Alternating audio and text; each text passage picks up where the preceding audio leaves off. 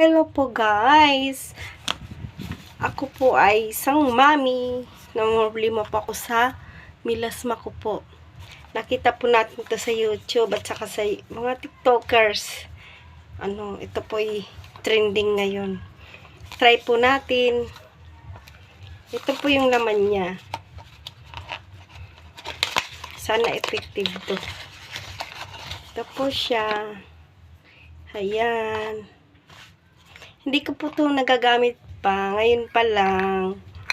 Try natin yung aking mga milasma. Ito po.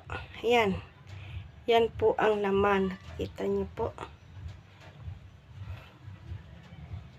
Mabango siya.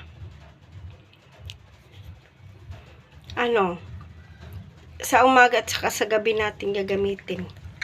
Update ko kayo after 3 days kung maepekto ba ang cream na to sa mukha ko. Kasi po, ang dami ko na pong naggamit sa mukha ko.